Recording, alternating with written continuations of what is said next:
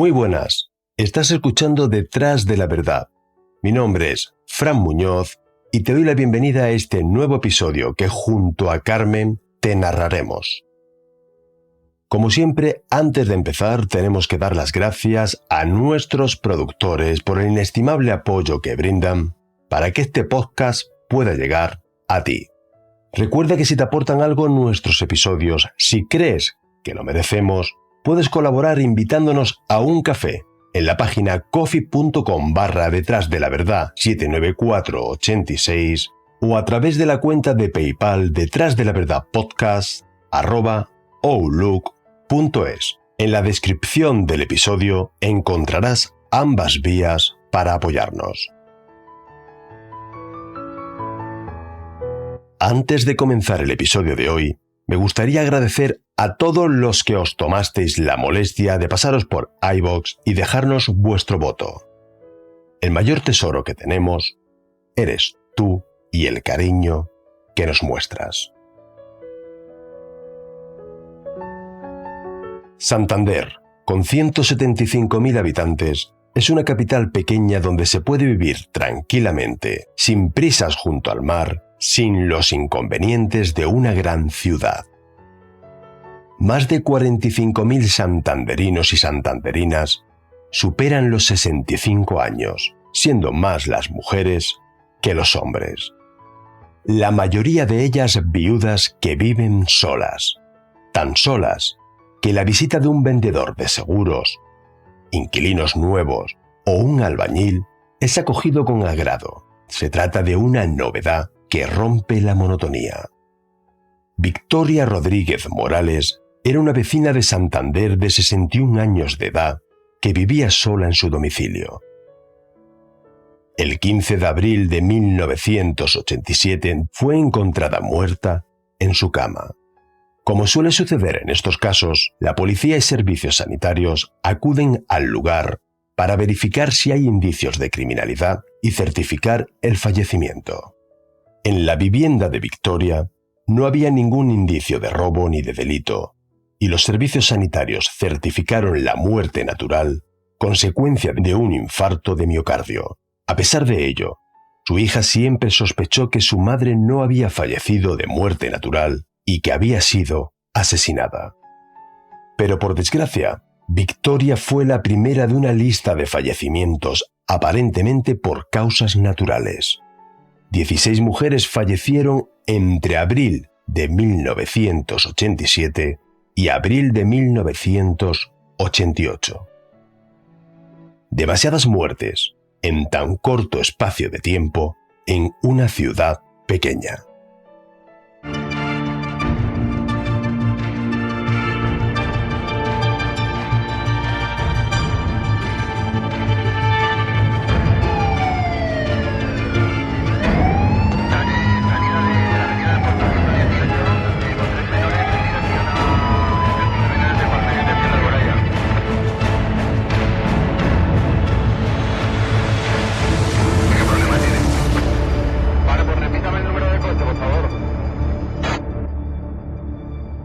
Detrás de la verdad. Un recorrido por la historia negra de nuestro país.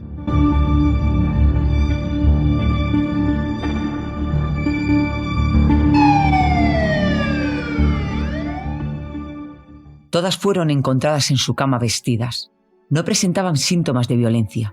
No se le practicó ni tan siquiera la autopsia. Los primeros fallecimientos fueron considerados erróneamente como naturales, cuando lo que verdaderamente eran asesinatos a manos de un psicópata desalmado que posteriormente abusaba sexualmente de ellas. El tipo de muerte que su asesino les infligía asfixiándolas consiguió despistar a los médicos en las primeras víctimas. En algunas ocasiones, el despiste, la ligereza o el error de los médicos que firmaron los partes de defunción de las ancianas fue tal que llegaron a certificar la muerte natural en cadáveres encontrados con la ropa interior bajada o los órganos sexuales sangrando por haber sido violentados. Por ejemplo, a Margarita González, su tercera víctima, asesinada el 6 de agosto de 1987, se le encontró su dentadura postiza clavada dentro de la garganta, Pese a las evidencias en contra, el dictamen médico era siempre el mismo: muerte por fallo cardíaco, que efectivamente era correcto, pero pasaba por alto que dichos fallos cardíacos habían sido provocados mediante la asfixia de las víctimas. Escuchamos a Lucio Valcárcel, fiscal del caso, hablando de las muertes naturales. En los informes de autopsia hay concretamente en 3 casos donde se hacen constar violencias externas. En otros casos, quizás debido a la avanzada edad de las víctimas, pues puede ser que incluso se haya producido la muerte por el susto, por la impresión, lógicamente, de estas personas de avanzada edad, y que no es el primer caso que se produce pues esa muerte por edema pulmonar a consecuencia del susto o sobresalto producido ante una agresión determinada, ¿no? Sí, pero vamos, es fuerte. Entonces su mano derecha simplemente puesta sobre la boca y nariz las producía la asfixia. Yo desde el principio he dicho que mi madre había sido asesinada, que ellos me dijeron que no, a pies juntos. Todos me lo negaron, los forenses, la policía, y digo y yo dije desde el principio siempre que mi madre la habían asesinado.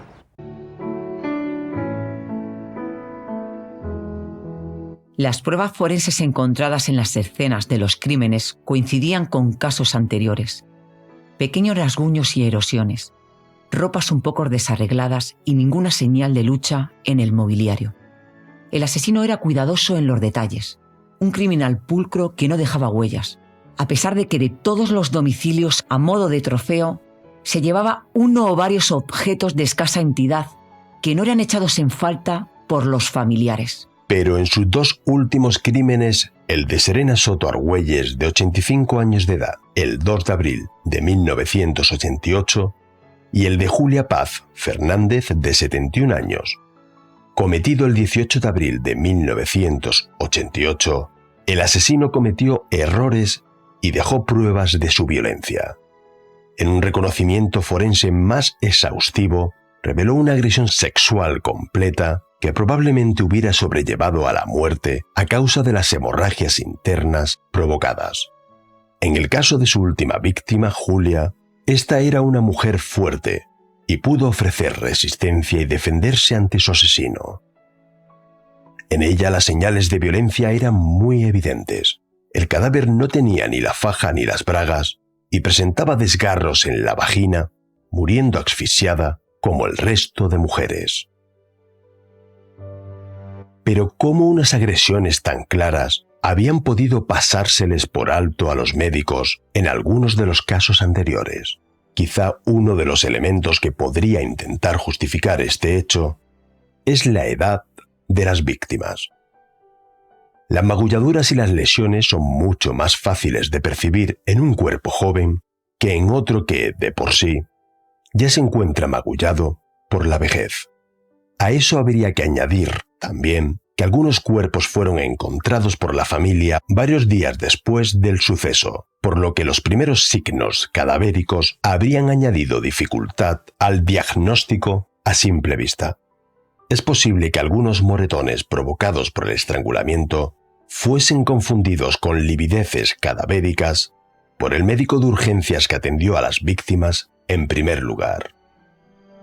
En cuanto a lo relativo a la falta de señales de lucha, es posible que ante la enorme diferencia de fuerza física entre el agresor y las ancianas, el asesino solamente tuvo que emplear un porcentaje mínimo de su fuerza para reducirlas, lo que explicaría que no hubiera muebles ni objetos dañados en los domicilios.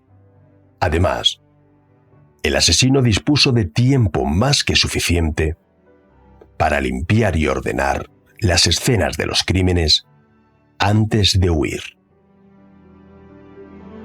Un criminal que podría haber seguido gozando de su impunidad, pero gracias a algunos familiares que denunciaron los hechos, las sospechas fueron creciendo y poniendo en apuros a los investigadores.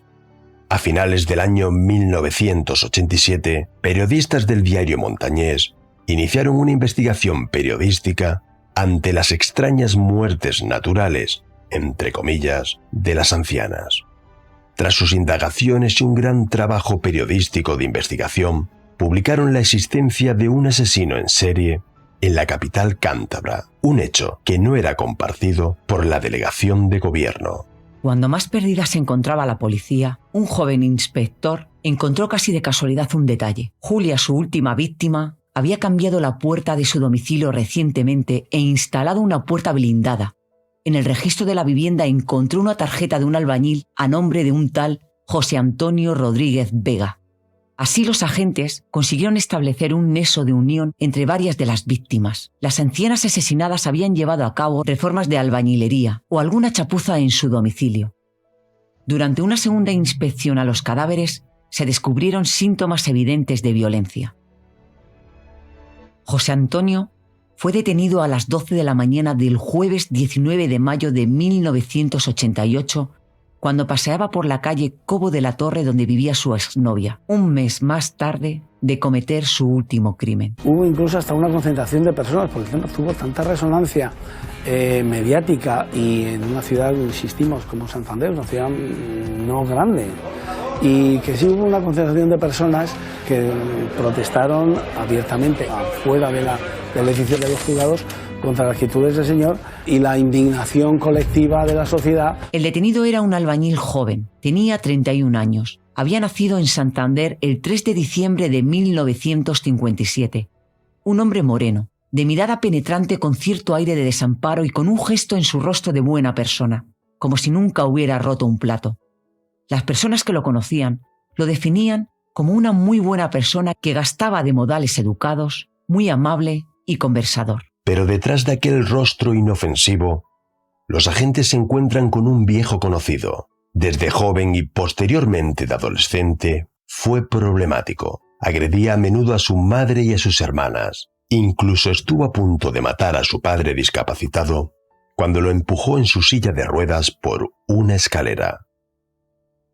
La familia decidió, a pesar de ello, no denunciar ese episodio, siempre y cuando José Antonio se fuera de la casa para no volver.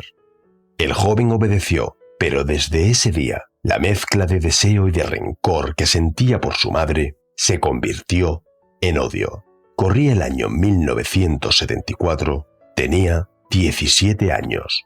Dicen que hay una historia personal detrás de todo esto, pero claro, es que José Antonio Rodríguez Vega empieza muy joven a delinquir, muy joven. Y sí que es verdad que parece ser, por la historia que hay, por lo que ha aparecido en prensa, que había tenido serios problemas con su madre, luego también con su primera mujer. Bueno, pues debía de ser algo en ese trasfondo psicológico que le perturbaba, pero desde luego para los forenses en ningún caso era justificador de sus actos. Tras abandonar el domicilio familiar, empezó a trabajar como obrero de la construcción y a violar casi al mismo tiempo. Por las noches recorría las calles de las afueras de Santander en su Vespa, a la caza de mujeres solas a las que violaba cuando se le presentaba la oportunidad. Las agredía en la calle y después escapaba en su moto. Fue bautizado por aquel entonces como el violador de la moto. A la luz del día parecía un joven sociable y trabajador. Esa fachada se completó cuando se casó con Socorro Marcial y no tardaron en tener un hijo. Los vecinos lo veían como un esposo responsable y como un padre amoroso. Nadie podía imaginar qué hacía José Antonio por las noches hasta que el ataque a una mujer le salió mal, porque alguien lo vio y llamó a la policía, siendo detenido infraganti el 17 de octubre de 1978. Tras conocer las violaciones cometidas por su marido, Socorro lo abandonó, llevándose a su hijo. Rodríguez Vera fue acusado de 12 violaciones, aunque pudieron ser más las mujeres agredidas que no denunciaron, siendo condenado por el tribunal a 27 años de cárcel, pero apoyado por su madre y por su hermana, consiguió sorprendentemente que 11 de las 12 mujeres violadas, sí, has escuchado bien, 11 de las 12 mujeres violadas retiraran su denuncia. Por aquel entonces el Código Penal vigente de 1973 permitía el perdón de la víctima y que se eximiera de la responsabilidad penal al autor. Esto hizo que solo pasara 8 años en la cárcel. Yo como madre no quiero que le maten, que le metan en un reformatorio y que le miren bien y que lo cuiden. La culpa ha tenido cuando estuvo en Carabanchel, que estuvo allí para que le mirarían y por eso lo han soltado. Mi hijo podía haber estado, todavía lo habían curado allí y no hubiese pasado lo que ha pasado. José Antonio era un niño muy inteligente, un muy buen estudiante, por lo que desde niño destacaba entre sus 5 hermanos y se convirtió en el favorito y en el ojo derecho de su madre. Pero con todo su dolor, ésta tuvo que echarlo de casa, como hemos visto, con solo 17 años, tras la agresión de su padre, y porque su madre se negaba a que la novia que José Antonio tenía viviera en el domicilio familiar. Rodríguez Vega albergaba una extraña mezcla de amor y odio hacia su madre, a la que veía con una mezcla de admiración y de miedo, y despertaba en él una extraña atracción sexual. Llegó a afirmar que todos los niños alguna vez se habían sentido atraídos sexualmente por su madre.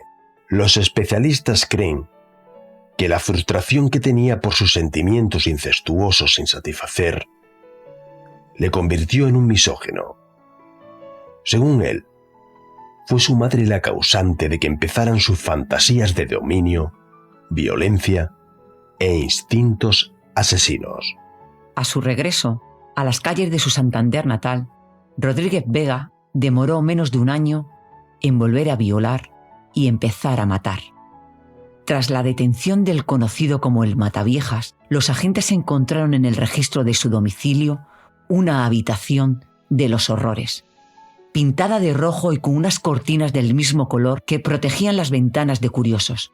En ella hallan todos los trofeos que Rodríguez Vega había sustraído de cada víctima. Los expertos consideran que es una forma que estos psicópatas tienen para volver a recrearse y excitarse recordando sus crímenes. Se incautan joyas, televisores, alianzas, platos de porcelana, muñecas, abanicos, hasta imágenes de santos y otros muchos objetos de las ancianas. Los agentes acertadamente expusieron los objetos requisados a familiares de mujeres que hubieran fallecido solas en su domicilio en los últimos años en Santander. Así consiguieron identificar a 16 víctimas de este peligroso y frío asesino en serie, quedando sin identificar más de 30 objetos, por lo que se sospecha que el número total de víctimas pudo ser mayor, pero solo pudieron imputarle 16 muertes. Los forenses que intervinieron en el asunto, que no fue uno ni dos, fueron varios, determinaron que José Antonio Rodríguez Vega no era un enfermo mental, que era un neurótico, que tenía unos impulsos sexuales, una agresividad sexual ahí contenida, pero que en ningún caso era un enfermo psiquiátrico y que por tanto era plenamente consciente de lo que hacía. Tenía el nivel de inteligencia y de voluntad valorado por los forenses como para ser responsable de sus actos y ser condenado por ello. José Antonio reconoció 15 asesinatos y uno de ellos no lo reconoció. No sabemos muy bien por qué. Realmente, si tú lo piensas con una lógica nuestra, normal, entre comillas, pues no la encuentras. Me van a condenar por 15, ¿qué más da uno más? Pues quién lo sabe. Porque era un hombre muy inteligente. Entonces, pues son cosas que desde luego se llevó él. Los psiquiatras se encuentran ante un psicópata de libro con una parafilia como la gerontofilia, que es la atracción sexual que siente una persona joven hacia personas ancianas o de la tercera edad. Los especialistas se encuentran ante un hombre plenamente consciente de todos sus actos, un narcisista con un gran ego y con un gran afán de protagonismo, de una frialdad absoluta y sin remordimientos que le convertían en un ser muy peligroso. Se encontraban ante un asesino organizado y meticuloso. Sus asesinatos fueron premeditados y muy bien organizados. Localizaba a sus víctimas, todas ellas ancianas que vivían solas. Se ganaba su confianza con su rostro angelical y afable. Su modus operandi consistía en acceder a las viviendas de las ancianas, ofreciéndoles para ello diferentes servicios. desde seguros hasta pequeñas chapuzas como albañil o fontanero e incluso la instalación de puertas blindadas para su seguridad o como simple recadero. Realizaba tareas de vigilancia, controlaba sus costumbres, horarios, rutinas y visitas que recibía. Según él mismo explicó en el juicio, a las señoras que le habían caído bien durante las obras, pasaba a visitarlas con el tiempo, buscando cualquier pretexto. Todas la recibían con agrado y mantenían largas conversaciones con él, hasta que éste le hacía proposiciones sexuales. Y al ser rechazado, furioso, las atacaba hasta asfixiarlas. Posteriormente las agredía sexualmente después de muertas en la mayoría de los casos. Por lo que nos encontramos ante prácticas de necrofilia. Después las adecentaba, vestía y arropaba en sus camas, antes de marcharse con algún objeto a modo de trofeo. Parece ser que las acompañaba a casa, ¿no? Les inspiraba confianza porque debía de ser aparentemente un hombre agradable y de buen trato y demás. Y cuando ya estaba en casa con ellas, pues abusaba. Está diagnosticado o realmente está descrito como un psicópata desalmado, ¿no? Es decir, este término viene de Schneider, que es un psiquiatra de los años 40, 50, que explica con mucha claridad, porque es realmente de libro, una serie de las características que posee esta persona, ¿no? Es decir, es narcisista, muy centrado en sí mismo, en aparentar, ¿no? Tiene unas maravillosas habilidades sociales y de relación, muy marcadas también por una falta de empatía, una falta de vinculación afectiva con los demás. Entonces es un gran estudioso del ser humano con una intencionalidad siempre de salirse con la suya, es decir, cosifica a las personas en su propio beneficio. José Antonio Rodríguez es un individuo con una personalidad chulesca y con una gran altanería. Acabó confesando su autoría acorralado por todas las evidencias de pruebas encontradas en el domicilio. Él iba de gallito en el juicio, se enfrenta a todo el mundo, va de gallito pero luego se va desmoronando y sobre todo le puede la chulería al final. Se insinuaba y era ante la negativa, que es algo que él ha explicado, ante la negativa de ese hecho, cuando realmente aparecía la agresión. Necesitaba ser primero negado para obtener, en cierta manera, esa excitación, muchas veces relacionada con una excitación sexual, que era lo que estaba pasando, o comenta, que pasaba con su madre. Es decir, una de las justificaciones que él da en todo momento es decir, esto ha sucedido por lo que me pasa con mi madre, a la que amo y odio con la misma intensidad. Yo no tengo corazón, sangre fría, calculador, súper inteligente, joder. Yo no me tengo por el psicópata, una persona psicópata lo tenías que ver, porque yo los he visto, ¿me entiendes? Los he visto y da asco estar con ellos, con esa gente, ¿no? Les da todo igual, he matado, viva la gente y cuando salga voy a seguir y tal, y aquí las carteles pues los tenías que ver. A mi suegra le metí un hostión por Navidades porque estuve a punto de arreglarme como mujer y se metió esta hija de puta, la suegra por medio, ¿entiendes? Me dio un ganas de asesinarla allí mismo, ¿me entiendes? Provocándome, luego con el chiquillo, que no me le querían dejar. Todo el mundo pega a su padre, a su madre, a sus hermanos, a su mujer y a sus hijos. Todo el mundo lo pega, no soy yo. Eso es por naturaleza. O sea, por el cariño que coges a la madre, porque yo a mi madre la quería muchísimo, ¿entiendes? La quería muchísimo hasta que me casé. Mira, no me hables mal de ella, de verdad, se acabó. Que se muera mañana mismo también esa hija de la gran puta. No quiero saber nada de ella, de verdad. No me la nombres. Determinan que es un ser frío, desalmado, que tiene problemas sexuales, ¿no? O sea, que vienen probablemente de atrás, de su infancia, de sus relaciones anteriores, pero que no es un enfermo, que es consciente de lo que hace, que sabe lo que hace y que, por tanto, pues que no puede ser considerado un enfermo mental. Sin embargo, al comenzar el juicio en 1991, celebrado 3 años después de su último crimen, se declaró inocente de los cargos de violación y asesinato y sostuvo que, como decían inicialmente algunas de las autopsias, las ancianas habían muerto por causas naturales y que él simplemente las dejaba inconscientes.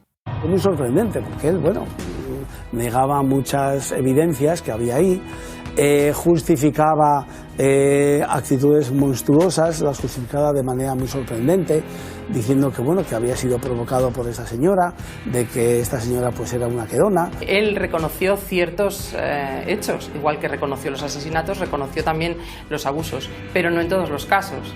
Y entonces hubo en 4 o 5 casos en el que se le absolvió de la acusación de abusos deshonestos porque no había prueba suficiente para condenarle por ellos. Él distinguió unas víctimas de otras.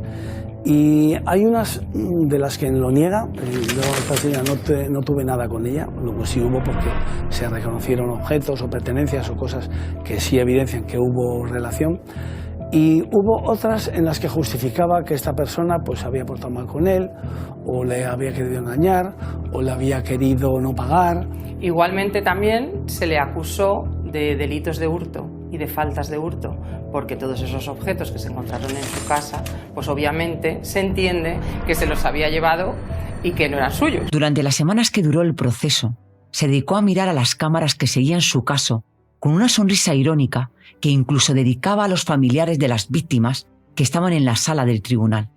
Soñaba en hacerse rico y ser el protagonista de libros o de alguna película o serie, respondiéndole al presidente del tribunal que él no tenía nada más que decir, reservándose a hablar ante aquellos medios de comunicación que le darán a conocer y le convertirán en protagonista de una historia que la sociedad condena. Un sujeto catalogado por los psiquiatras como muy peligroso. Esa sonrisa ni siquiera se le borró cuando el juez lo condenó a 440 años de prisión por la violación y el asesinato de las 16 ancianas. A pesar de esa condena, en 17 años podría gozar de sus primeros permisos penitenciarios, ya que, con el Código Penal de 1973, que fue con el que se le condenó, fijaba el límite máximo de prisión en 30 años. Pero existía el concepto de redenciones por el trabajo, el cual fue suprimido en el nuevo Código Penal de 1995, por el cual si el reo trabajaba 2 días en prisión, redimía 1 de condena. Es decir, su condena máxima sería de 20 años y con sus 17 años cumplidos ya podría disfrutar de sus primeros permisos. Yo. Saben ellos que en el juicio no me callé. Que puse contra las cuerdas a esos imbéciles de psiquiatras que no tienen ni puta idea dónde tiene la mano derecha. Puse contra las cuerdas a la institución penitenciaria y les ataqué bien. Ataqué al sistema judicial. Que yo me lo lleve todo escrito, mi defensa. Yo casi me defendí solo. Que se reía hasta la sala allí, coño. Porque al final decía el presidente a mi abogado, haga usted el favor de decir a su patrocinado que se calle, porque en vez de juzgarle nosotros a él, nos está juzgando él a nosotros. Y eso es lo que yo quiero que pongas en la prensa. Que les voy a citar ante las cámaras de televisión. Se lo dicen así, bien claro. Y que les voy a devolver la pelota. Yo tengo la pelota en mi tejado y se la voy a devolver. Con toda mi diplomacia, toda mi inteligencia y toda mi sabiduría, lo que sé. Que se han pasado, se han equivocado, han metido la pata, porque están pillados ellos. Tras la sentencia, fue de prisión en prisión concediendo entrevistas. Soñaba con hacerse rico, vendiendo los derechos de sus crímenes. Y que yo cuando pise la calle, si quiero, voy a tener ahí 200 millones de pesetas en la mano, si a mí me da la gana, porque me los están ofreciendo. Y por decir que me llamo José Antonio y me están dando ya 100.000 pesetas. ¿Entiendes lo que te digo? Medios de comunicación y... Joder, que tengo todos los medios de comunicación y ni de Estados Unidos de América. ¿Entiendes? Estas son algunas de las frases y perlas con las que el psicópata Rodríguez Vega se pavoneaba. Todos los hombres han sentido alguna vez deseos de violar a su madre. Yo digo hola en un medio de comunicación y me pagan 100.000 pesetas. Todas las víctimas me recordaban a mi madre y a mi suegra, que eran unas sinvergüenzas y veneno. Con la mayoría de las ancianas que maté, hice el amor con su consentimiento. Me incitaron a ello. Porque lo que tú no admites de los informes que te han hecho... Es que no existen informes, no existen. Se han basado que unos delitos graves, pues como a todos. ¿No ves cómo se llama en la televisión cuando gente que comete delitos graves? Psicópatas, asesinos, eso ya lo sabemos. ¿Entiendes? Sí. Eso todo el mundo, una persona que mata a una persona, pues es un asesino normal. Pero eso de que es psicópata, de que a ver, ¿dónde están los informes? ¿Dónde está el estudio de la persona? Y ahora yo... ¿Tú no te consideras psicópata? Que me lo demuestre. Yo no, una persona normal. Que no tengo corazón, sangre fría, calculador, súper inteligente, joder. ¿Me entiendes? ¿Tú no te consideras? Inteligente, claro que sí, claro que lo soy. Calculador, claro que sí que calculo. ¿Qué persona no calcula su vida? ¿Entiendes? Eso lo hace cualquier cosa y hasta hoy en día el delincuente, vamos, más tonto es un calculador y un sangre fría. Te jode. Entonces, si tú no te consideras un psicópata ni un enfermo mental, ¿qué te consideras? ¿Una persona normal que ha cometido una serie de delitos? Yo no me tengo por el psicópata, una persona psicópata lo tenías que ver, porque yo los he visto, ¿me entiendes? Los he visto y da asco estar con ellos, con esa gente, ¿no? Les da todo igual, he matado, viva la gente y cuando salga voy a seguir y tal, y aquí las cárceles pues los tenías que ver. Claro, pero, José Antonio, tú comprenderás que una persona que asesina a 16 ancianas tras cometer tocamientos, tampoco puede ser una persona normal. Bueno, pero eso es un móvil que tengo yo ahí y ya está, ¿me entiendes? Además, cuando una persona para tratar a una persona psicópata, hay que tratarla, hay que hablar con ella. Y a mí no me ha tratado nadie, ni ha hablado nadie. Y los psiquiatras, cuando he estado en Madrid, han ido para ver si les vendía la biografía nada más. A sus intereses, porque yo no les he hablado, no les he dicho nada apenas a ellos. ¿Entiendes? Les he hablado lo que te he dicho a ti, punto, ¿no? Y de ahí han sacado sus conclusiones. ¿Tú hubieras querido recibir tratamiento psicológico en la cárcel? No, porque no lo necesito. No lo necesito de ninguna manera. Me considero una persona inteligente que sé estar y funcionar, me sé comportar aquí en la calle, punto. Rodríguez Vega cumplió los primeros 14 años de su condena en 10 cárceles diferentes, hasta que el 22 de octubre del 2002 fue trasladado desde la cárcel de Dueñas hasta el centro penitenciario de Topas, ingresando en el módulo de presos peligrosos. Muy pronto podría llegar a disfrutar de sus primeros permisos, lo que generaba gran alarma social. Su madre y hermanos, solo de pensar en su puesta en libertad, estaban aterrorizados. Dentro de prisión se jactaba y contaba con lujo de detalles sus crímenes a los otros reclusos. Parece ser que esos relatos espeluznantes, su altanería, su chulería y cómo disfrutaba de contar cómo había asesinado a las ancianas, hizo que algunos de los compañeros de prisión del Mataviejas, que ya lo tenían fichado tras coincidir con él en otros centros penitenciarios, le aplicaran su ley no escrita de la cárcel. Así fue como solo 2 días después de llegar a la prisión de Topas, el 24 de octubre de 2002, cuando José Antonio Rodríguez estaba en el patio de su módulo, es agredido por otros reclusos que se encontraban en el patio. Más de 100 pinchazos por cada rincón de su cuerpo. La cara estaba totalmente desfigurada cuando lo encontraron. Tenía pérdida de masa encefálica y de un ojo. Uno de los agresores paró. Se fumó un cigarro sentado en el cuerpo de Rodríguez Vega y continuó con la agresión.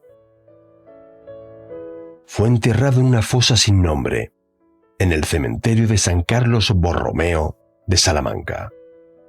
Nadie asistió a su entierro, salvo el sacerdote y los 2 enterradores. Me cuenta el funcionario con el que he hablado que estaba en el momento del asesinato, ese día, que salió con 5 reclusos, 2 etarras, con Enrique del Valle, el zanahorio, que le llamaban así por el color del pelo y por las pecas, y con los 2 cómplices, con Felipe Martín y con Daniel Rodríguez Ovilleiro. Salieron al patio, los 2 presos etarras pidieron ese día volver antes a sus celdas, vieron algo pasó, porque vieron que algo iba a ocurrir, decidieron mantenerse al margen y los 2 etarras volvieron antes a su celda. Cuando ya se vieron solos fue en el momento en el que uno de los cómplices llevaba en un calcetín varias latas de refrescos, le dio un golpe al Mataviejas, le arrojó al suelo y en ese momento fue cuando Enrique del Valle, el zanahorio, pues le asesta 113 puñaladas que le ocasionan la muerte. Las 2 últimas en los ojos. Cuentan que la situación, la imagen era devastadora, era una imagen del patio de la cárcel lleno de pisadas de sangre, el olor tan fuerte de la sangre se percibía incluso desde las ventanas de acceso a la galería del propio patio, era una imagen muy impactante. Por su asesinato fueron condenados 3 reclusos muy peligrosos, calificados como internos FIES 1. Enrique del Valle, Arias el Zanahorio, recluso muy peligroso con múltiples antecedentes por robos a mano armada, atentado, intentos de fuga e incluso un secuestro de funcionario en la cárcel de Herrera de la Mancha en Ciudad Real. Daniel Rodríguez Ovelleiro, con múltiples antecedentes por robos a mano armada y atraco, tuvo un intento de motín en la misma cárcel salmantina. Y Felipe Martínez Gallego, por robos y hurtos. Este último es el que menos clara está su participación en el crimen, y fue condenado a menos años. A su llegada a los juzgados para ser oído en declaración, Enrique, el Zanahorio, fue recibido como un héroe entre vítores y aplausos. En su declaración se limitó a decirle al juez instructor: «Le hice un favor a la sociedad». Victoria Rodríguez Morales, 61 años de edad. Simona Salas Menéndez, de 84 años. Margarita González Sánchez, 82 años. Manuela González Fernández, 80 años. Josefina López Gutiérrez del Anillo, 86 años. Natividad de Robledo Espinosa, 86 años también. Catalina Fernández, 93 años. María Isabel Fernández, de 82 años. María Landazábal, 72 años. Carmen Martínez González, de 65 años. Engracia González Granada, 65 años. Josefina Quirós Llano, 82 años. Florinda Fernández, 84 años. Serena Soto Argüelles, 85 años de edad. Y su última víctima, Julia Paz Fernández, de 71 años de edad. Este episodio está dedicado a su memoria y a la de sus familiares y amigos. Muchas gracias por dedicarnos algo tan preciado como es tu tiempo y acompañarnos hasta aquí. Si te ha gustado este episodio, no dudes en compartirlo con tus amigos, darnos un me gusta y un mensaje que para nosotros es muy importante. Y por supuesto, antes de finalizar, mandar un fuerte abrazo a todos las y los componentes del grupo de Telegram, al que te invito a que te unas si no lo has hecho ya. En la descripción de este episodio tienes el enlace al grupo. Gracias como siempre a Carmen por prestarnos su maravillosa voz. Parafraseando al gran Samuel Armijo, te lo hemos contado desde los estudios de Detrás de la Verdad, emitiendo al mundo. Te emplazo al primer lunes del próximo mes, no sin antes recordarte que no te olvides de intentar ser feliz.